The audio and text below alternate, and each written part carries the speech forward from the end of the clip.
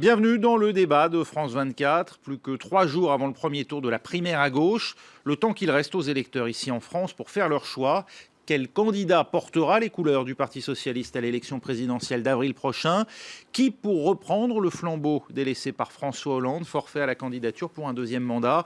Un dernier débat ce soir doit permettre aux Français de se faire une idée parmi les 7 candidats en lice. Et nous, on en débat ici avec vous. Pervenche Berès, bonjour. Vous êtes députée européenne, vous siégez au sein du groupe de l'Alliance progressiste des socialistes et démocrates au Parlement européen et vous soutenez la candidature de Vincent Peillon. Absolument. Mathieu Klein, vous êtes porte-parole de Manuel Valls dans cette campagne des primaires et vous êtes par ailleurs président socialiste du conseil départemental de Meurthe-et-Moselle.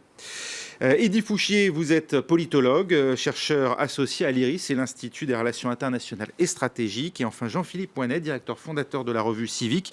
Vous êtes partenaire de l'Institut Via Voice. On attend quelle audience ce soir, Jean-Philippe Ouannet? On a vu finalement une audience assez médiocre sur le deuxième débat, 1 745 000 téléspectateurs. C'était moitié moins que lors du premier débat sur TF1. C'était surtout beaucoup moins que les débats à la primaire de droite. Est-ce qu'il faut en tirer d'ailleurs un quelconque enseignement? Alors, la comparaison n'est pas toujours raison sur les canaux de diffusion, puisque ce n'était pas forcément les mêmes chaînes, pas le même positionnement dans les horaires. Mais force est de constater que l'engouement semble moindre qu'au moment de la primaire de la droite et du centre, pour diverses raisons qui tiennent d'ailleurs au centre de gravité de l'opinion qui est passé en 5 ans. D'un équilibre gauche-droite avec certes le Front National qui était déjà élevé, mais un glissement vers le centre peut-être dont profite Emmanuel Macron. En tout cas, il y a un déplacement du centre d'intérêt de l'opinion sur les familles de pensée, les courants de pensée, et puis aussi ce qui est la difficulté, c'est d'être en position de sortant. Après 5 ans de pouvoir, quel que soit le pouvoir. Même si François Hollande ne fait pas partie des 7 prétendants à l'investiture. Même si François Hollande, il y a quand même l'assimilation à des degrés divers selon les personnalités, mais l'assimilation des candidats à la primaire socialiste au pouvoir socialiste qu'il a occupé le Parti socialiste pendant 5 ans. Et on peut dire objectivement, ce sont des constats, que finalement la famille socialiste s'est rétrécie au lavage du pouvoir et de l'exercice du pouvoir. Et c'est le cas d'ailleurs pour tous les pouvoirs ces derniers temps en France et dans certains pays voisins, pas tous. Il y a une constance du côté de l'Allemagne sur ce domaine également. Mais c'est vrai, pour répondre totalement à votre question, c'est que je pense que ça annonce une participation à la primaire de quoi? Si on est sur 2 millions de votants, ce sera bien. Oui, les estimations évaluées sont autour de 2 millions, 2,5 millions. En dessous, ce sera vraiment un échec de la mobilisation. Au-dessus, ce serait normal, mais pas très glorieux par rapport aux 4 millions et quelques 2000 bureaux de vote de la en moins, primaire. cette fois-ci. Et au-dessus de 3 millions, ce serait une surprise et une mobilisation, une dynamique possible, qui est toujours possible, parce qu'il y a une fluctualité, une volatilité telle de l'électorat, y compris pour la décision d'aller au vote, qu'on peut aussi avoir une surprise civique des électeurs qui hésitent dans leur choix et surtout dans leur volonté d'aller voter dimanche prochain. Eddy Fouchier, le deuxième débat, tout le monde l'avait salué comme étant plus animé que le premier, où il faut dire qu'on s'était quand même un peu ennuyé. À 3 jours du premier tour, c'est le moment pour les candidats là, de tenter une échappée, de porter les stockades d'une certaine manière. Il s'est passé quelques petits événements, des gifles par-ci, des dérapages par-là, mais plus sérieusement, il va falloir départager, là, notamment entre Benoît Hamon et Arnaud Montebourg, puisque, a priori, les enquêtes montrent que ça se pourrait se jouer entre les deux pour la deuxième place. Donc, il va falloir que l'un ou l'autre fasse un peu la différence. Et puis, ce qui va être intéressant de voir, c'est justement l'audience, parce que entre le deuxième et le troisième débat à droite, il y a eu 2 millions de personnes en plus. C'était un symptôme d'une forte participation pour le dimanche. La nouveauté de ce troisième débat, c'est que chaque candidat disposera d'une carte blanche d'1 minute au milieu de l'émission pour dérouler une proposition de son choix. L'idée, c'est que les candidats débattent concrètement entre eux d'une ou deux mesures plutôt que finalement de dérouler un peu chacun son programme dans son couloir, isolément des autres. C'était ce qu'on avait vu dans le premier débat et c'est vrai que ça n'avait pas franchement servi même l'intérêt de cette primaire, non? Oui, et puis il faut voir aussi les différences d'attente entre les journalistes qui attendent que ça clash un petit peu et puis certainement des électeurs qui attendent des propositions ou d'être rassurés sur telle ou telle orientation générale. Donc il y a ces distinctions. C'est pas parce qu'il ne se passe rien à l'écran que les gens s'ennuient et qu'ils n'ont pas nécessairement décidé de leur choix pour dimanche prochain.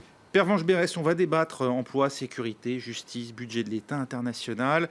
Autant de sujets qui mériteraient presque une soirée en soi. Est-ce que c'est pas un peu auberge espagnole et avec le risque de l'empilement finalement sans l'approfondissement? C'était ça aussi qui avait fait quand même l'intérêt de ce deuxième débat, non? Moi, j'ai beaucoup aimé le deuxième débat. C'est dommage que les téléspectateurs ne soient pas venus aussi nombreux que lors du premier débat. Et j'espère que ce troisième débat ce soir, avec la formule que vous avez indiquée, permettra aux différents candidats de se manifester dans la densité de leurs pensées. Je pense que c'est ce que les téléspectateurs attendent. Et c'est vrai que j'ai pensé que ce deuxième débat avait permis...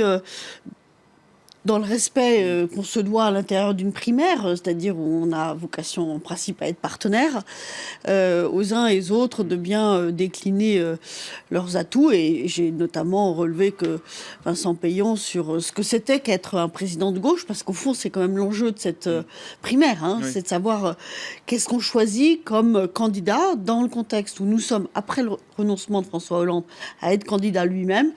Quel candidat se choisit cette belle alliance? Si je vous pose la question, c'est que c'est un peu Vincent Peillon qui, d'une certaine manière, a enfreint cette espèce de gentleman's agreement qui régnait jusque-là, où finalement personne n'osait vraiment interpeller les autres candidats. C'est lui qui, quand même, sur la question des réfugiés, a clairement signifié à Manuel Valls il considérait qu'il y avait une faute politique là, dans le fait d'interpeller Angela Merkel en Allemagne et de contredire sa politique en matière migratoire, de manquer de générosité. C'est un peu ce qu'il a dit. Écoutez, c'est vrai que dans le premier débat, personne n'avait osé sortir d'une espèce de couloir de civilité. Bon, sur la question des réfugiés et sur l'impact du discours de Manuel Valls à Munich, comme parlementaire européenne, je peux vous dire que ça a été un choc terrible.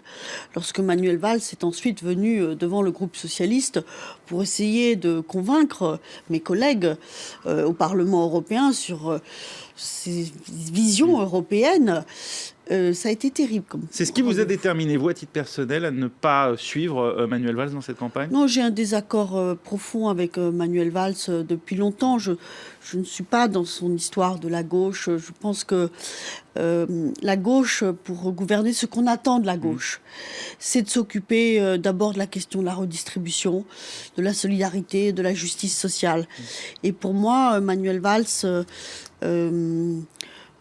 plonge ses racines dans une approche qui a été peut-être utile dans l'exercice de sa fonction de Premier ministre aujourd'hui et qui est un complément utile à une approche de la gauche, mais qui plonge ses racines d'abord dans la question de la sécurité. Or, je pense que cette question ne peut pas être la question, le point de départ d'une approche socialiste. Alors, Mathieu Klein, Manuel Valls, on en parle beaucoup finalement. Il semble concentrer un peu les critiques des 6 autres candidats. C'est le sentiment que vous avez aussi. Est-ce que ça ne l'isole pas un peu finalement et ça ne fait pas l'apparaître de lui comme le sortant finalement aux yeux de l'opinion? La difficulté à la fois d'incarner le bilan et puis de devoir aussi porter le projet avec le renouvellement que ça suppose. Vous savez, les électeurs vont devoir choisir un candidat à l'élection présidentielle. Donc quelqu'un qui est en capacité... de porter l'État, d'incarner la France dans un monde qui est quand même un monde particulièrement troublé aujourd'hui. Et Manuel Valls, j'observe que c'est le seul des candidats, en tout cas, qui a été ministre, qu'il a été jusqu'au bout. Je vous interromps parce que justement, c'est son mantra. Ça va être illustré très vite par justement une intervention de Manuel Valls et vous reprendrez exactement là dans un instant. Mais ça illustre exactement ce que vous êtes en train de dire. Et il ne cesse de le répéter, Manuel Valls. Il a été en situation, c'est ce qui légitime aussi sa candidature. Écoutez. C'est facile de promettre l'impossible lorsqu'on sait au fond de soi que l'on n'en sera jamais comptable. C'est plus dur de réformer, de changer concrètement la vie des gens, de se confronter à l'insatisfaction, car l'action ne va jamais assez vite.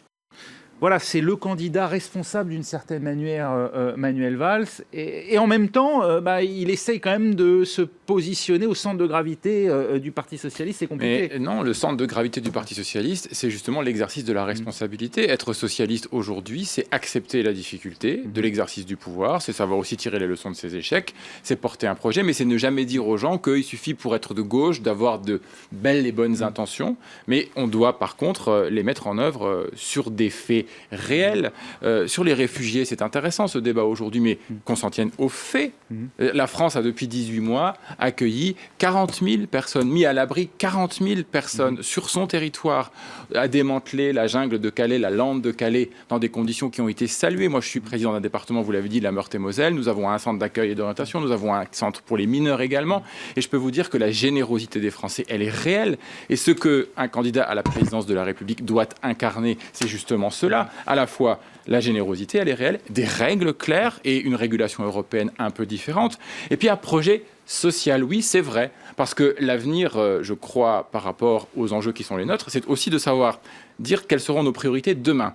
Le cadre budgétaire, il est fixé. Nous respecterons les 3% sans en faire un dogme. Nous avons décidé une augmentation de la dépense publique qui ne serait pas supérieure à 2,5 points par an. Sans en faire un dogme, il ne parle même plus du retour à l'équilibre aujourd'hui, Manuel Valls. On n'est même plus sur, finalement, le candidat de 2012 qui promettait quand même de remettre de l'ordre dans les finances publiques. Mais les finances publiques vont beaucoup mieux aujourd'hui que lorsque la gauche est arrivée au pouvoir. Enfin, regardez l'endettement du pays, pour ne prendre que cet exemple. Dans quel état la France a été laissée par Nicolas Sarkozy 5 ans plus tard, les finances publiques vont mieux, ce qui permet d'ailleurs aujourd'hui de faire des propositions nouvelles. Je pense notamment à la question du pouvoir d'achat, la question des heures supplémentaires qui seront défiscalisées, la question de l'augmentation de la prime d'activité, la question du revenu décent. Voilà un enjeu majeur. La question de la lutte contre la pauvreté.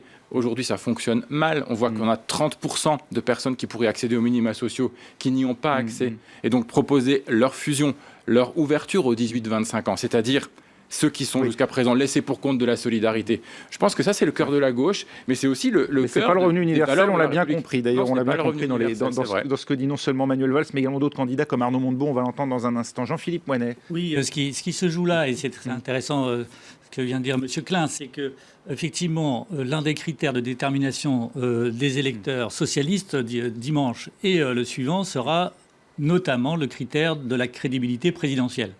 On est quand même en préparation d'une élection présidentielle. Mais on voit bien qu'il a dû mettre de l'eau dans son vin réformiste pour se gauchir légèrement, pour se recentrer par rapport à des enjeux de débat qui renvoient à une forme d'alternative au pouvoir sortant. Et notamment se rapprocher, toutes choses égales par ailleurs, des positions très contestataires des ex-frondeurs, sans employer le lapsus de Montebourg, fraudeurs, qui eux-mêmes sont obligés de se recentrer. Donc il y a un exercice délicat en fait, qui se passe dans cette primaire socialiste, qui est le suivant. Finalement, ils ne peuvent pas se permettre une discorde totale, c'est le moins qu'on puisse dire, dans l'état difficile dans lequel ils sont dans l'opinion. Ils sont obligés finalement d'éviter des accros pour pouvoir, d'une part, entre les deux tours, se rassembler, se réunir, ça va être dans quelques jours. Les deux premiers vont devoir composer avec des alliances internes à la famille socialiste, et surtout, et c'est le cas surtout de Manuel Valls, c'est qu'il est déjà sans doute, va-t-il réussir, mais il est déjà sans doute dans une bataille pour le premier tour de l'élection présidentielle, qui sera le vrai enjeu. Et donc, la crédibilité présidentielle va jouer, y compris dans le fait d'avoir ce qui peut être une faiblesse, mais aussi une force, exercer les fonctions régaliennes.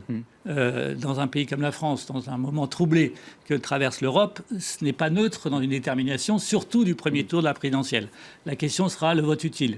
Est-ce que le vote utile au sein de la famille socialiste va jouer en faveur de Manuel Valls, ou est-ce que Emmanuel Macron, par exemple, est-il en train de siphonner ce vote utile social-démocrate pour créer une surprise pour le premier tour? Alors vous posez beaucoup de questions, évidemment. On va laisser nos invités réagir dans un très court instant. On fait une pause et on se retrouve tout de suite.